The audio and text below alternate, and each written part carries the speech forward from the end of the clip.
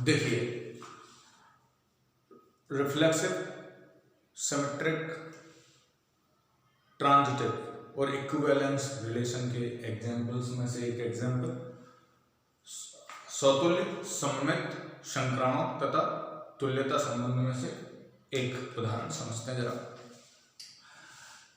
कभी कभी इस टाइप से क्वेश्चन पूछा जाता है कि सिद्ध कीजिए कि प्राकृतिक संख्याओं के समुच्चय में संबंध छोटा है। छोटा है ये कंडीशन है, मैंने आपको बताया था रिलेशन में कंडीशंस देख रखते हैं। एक संक्रामक है, मतलब हमें एक ऐसा रिलेशन लेना है जिसमें पहला नंबर दूसरे नंबर से छोटा है और उससे प्रूव करना है कि वो संक्रामक है। Prove that in a set of natural numbers की हेल्प लेनी है और एक रिलेशन को प्रूव करना है कि वो ट्रांजिटिव रिलेशन है। तो देखिए जरा, सबसे पहले हम नेचुरल नंबर ले लेते हैं। सेट ऑफ नेचुरल नंबर कहां से शुरू होते हैं? 1 से शुरू होते हैं, ऐसे चलते जाते हैं। ये नेचुरल नंबर्स हैं, सेट ऑफ नेचुरल नंबर्स। अब हमें रिलेशन निकालना है, तो रिलेशन क्या है? गिवन रिलेशन क्या है? दिया गया संबंध। दिया गया संबंध क्या होगा? पहला नंबर दूसरे नंबर से छोटा होना चाहिए। तो 1 1 लेंगे क्या? नहीं ले सकते। क्यों नहीं ले सकते? क्योंकि 1 1 से छोटा कहां होता है? बराबर होता है। 1 2 ले सकते हैं, 1 3 ले सकते हैं, 1 4 ले सकते हैं। पहला नंबर दूसरे नंबर से छोटा है। लेस देन, तो पहला दूसरे से छोटा है, पहला दूसरे से छोटा, पहला दूसरे से छोटा, ऐसे चलते जाएंगे। फिर हम 2 2 नहीं ले सकते क्योंकि 2 2 बराबर है, तो हम 2 3 ले लेंगे, 2 4 ले सकते हैं, 2 5 ले सकते हैं, ऐसे चलते जाएंगे।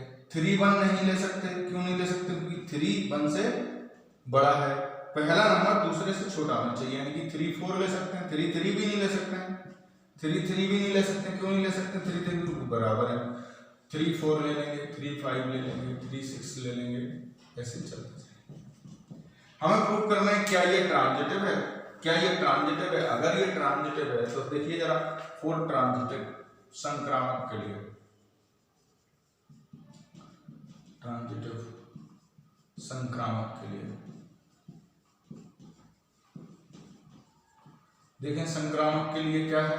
संक्रामक का नियम क्या कहता है कि ए बी आर में होना चाहिए, बी सी आर में होना चाहिए एंड ए सी भी आर में होना चाहिए। ए सी भी आर में होना चाहिए। तो हम देखते हैं 1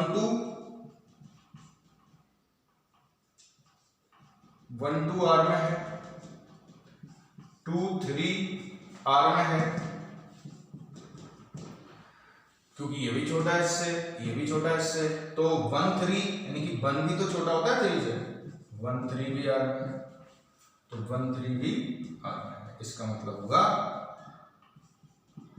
एवरेज ट्रांजिटिव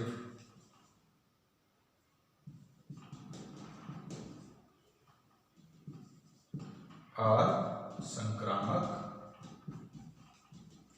है, प्रूव्ड। बस, बाकी नेक्स्ट एग्जांपल देखते हैं।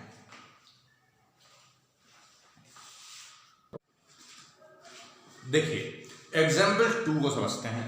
एग्जाम्पल 2 में पूछा है कि एक सेट 1 2 3 4 की हेल्प से एक रिलेशन, क्वेश्चन में दिया हुआ है एक रिलेशन 1 2 2 2 1 1 4 4 1 3 3 3 3 2 दिया हुआ है। आपको प्रूव करना है कि ये सौतुल्य है, संक्रामक है किंतु सममित नहीं है।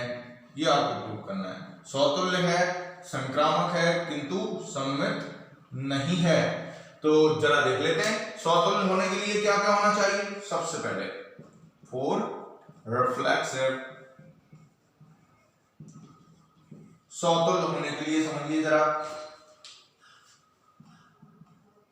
सौतुल्य के लिए ए ए बी बी इसमें होना चाहिए, ए ए आर में होना चाहिए, बी बी आर में होना चाहिए ऐसे। तो यहां पर ए ए बी बी का काम कौन करेंगे? ये एलिमेंट्स करेंगे। देखो 1 1 आर में है क्या? है, यस है। 2 2 आर में है 2 2 आर में है। 3 3 आर में है। 4 4 आर में है। इसका मतलब है that is R is reflexive, R सौतुल्य है। ये प्रूव हो गया, आर सौतुल्य है। पूछा ही है उन्होंने, सौतुल्य प्रूव करना है, संक्रामक प्रूव करना है, सममित नहीं होना चाहिए, वो भी देखते हैं, वो भी प्रूव करना पड़ेगा। दूसरा 4 ट्रांजिटिव। ट्रांजिटिव के भी लॉ आपको पता होना चाहिए। संक्रामक के लिए संक्रामक का क्या गुण है? ए बी आर में होना चाहिए, बी सी आर में होना चाहिए और साथ ही साथ ए सी बी आर में होना चाहिए। ए बी बी सी तो ए सी बी आर में होना चाहिए। तो देखते हैं 1 2 आर में है, 1 2 आर में है, 1 2 आर में है और 2 2 आर में है, 2 2 आर में है। तो वापस से देखिए, ये ए का काम करेगा, ये बी का, तो ये बी और ये सी का काम। तो ए सी यानी कि वापस से 1 2, तो 1 2 आर में दिखना चाहिए, दिख रहा है, फिर से दिख रहा है। तो इसका मतलब है आर इज ट्रांजिटिव, आर संक्रामक है।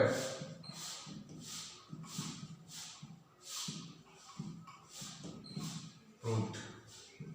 चलिए, ये भी प्रूव हो गया, ये भी प्रूव हो गया। अब हम जरा थर्ड पार्ट देख लेते हैं सिमेट्रिक के लिए, सममित के लिए। 4 सिमेट्रिक सममित के लिए। सममित का क्या नियम है? 1 2 आर में है किंतु 2 1 भी आर में होना चाहिए सममित के लिए, पर नहीं है। इसका मतलब है ए बी आर में है लेकिन बी ए आर में नहीं है। जब ऐसा नहीं है तो finally R is not symmetric, R सममित नहीं है। यही पूछा भी था कि आर सममित नहीं है, ऐसा प्रूव करना है और प्रूव हो रहा है रिलेशन से, नहीं है, प्रूव्ड। चलिए अब एग्जांपल थर्ड देखते हैं।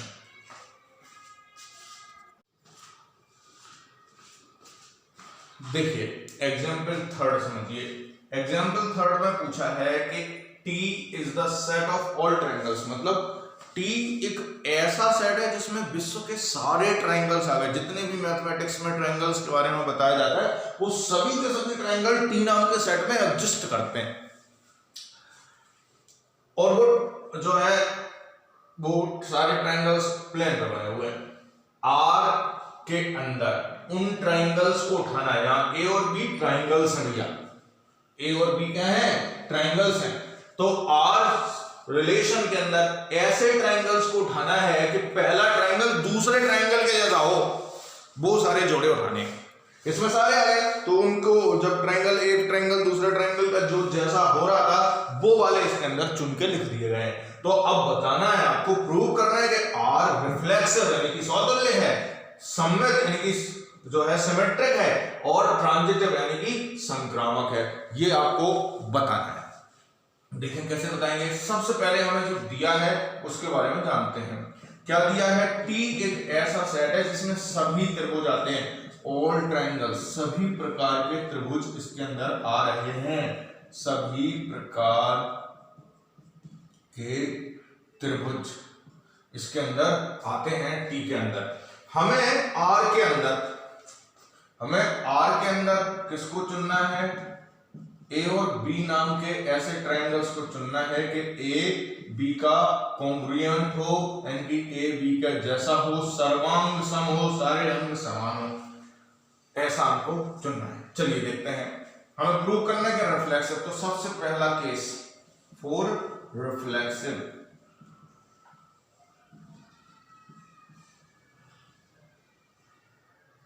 सौतुल्य के लिए, सौतुल्य के लिए फॉर रिफ्लेक्सिव, सौतुल्य के लिए क्या आएगा देखें जरा, ए के जैसा होगा। भैया मैं मेरे जैसा तो होऊंगा डेफिनेटली, तो एक ट्रायंगल, ये ट्रायंगल स्वयं के जैसा तो होगा, मतलब ये ट्रायंगल खुद से तो कंपेयर हो ही सकता है, तो ए आर के अंदर होगा ऑब्वियसली। तो इसका मतलब है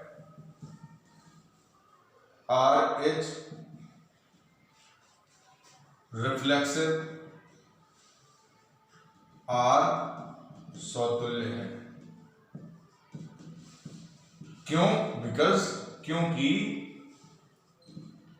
ए कॉन्ग्रुएंट होता है एक। अब समझते हैं सेकंड, हो गया ये प्रूफ। चलिए सेकंड समझते हैं, फॉर सिमेट्रिक, सममित के लिए,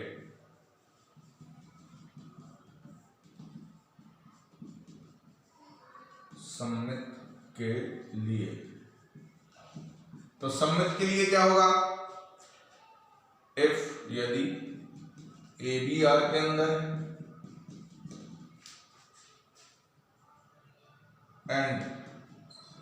एंड ए जो है बी के कॉन्ग्रुएंट है, देन बी ए भी आर के अंदर होगा। क्यों होगा? क्योंकि जब ए बी के जैसा है तो बी ए के जैसा होगा। जब 10 रुपए में एक सेवफल आता है तो एक सेवफल 10 रुपए में आ जाएगा। ए बी के जैसा है तो बी ए के जैसा होगा, that is R is symmetric, R सममित है, ये भी प्रूव हो गया। अब हम समझते हैं थर्ड पॉइंट। थर्ड पॉइंट क्या है? ट्रांजिटिव, संक्रामक। तो ट्रांजिटिव होने के लिए, संक्रामक होने के लिए समझिए जरा, ट्रांजिटिव यानी कि संक्रामक। देखें जरा, संक्रामक होने के लिए इफ यदि ए बी आर के अंदर है, बी सी आर के अंदर है, देन ए सी भी आर के अंदर होगा। क्यों होगा? बिकॉज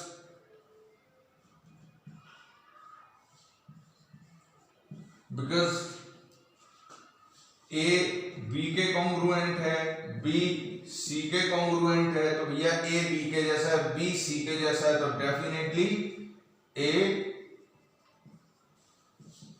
सी के जैसा होगा। बिल्कुल उसी तरीके से जैसे x इक्वल टू वाई है, y इक्वल टू जेड है, तो इस y की जगह हम x रख सकते हैं क्योंकि y x के बराबर है, यानी कि x बराबर z है। फाइनली दैट इज जो है,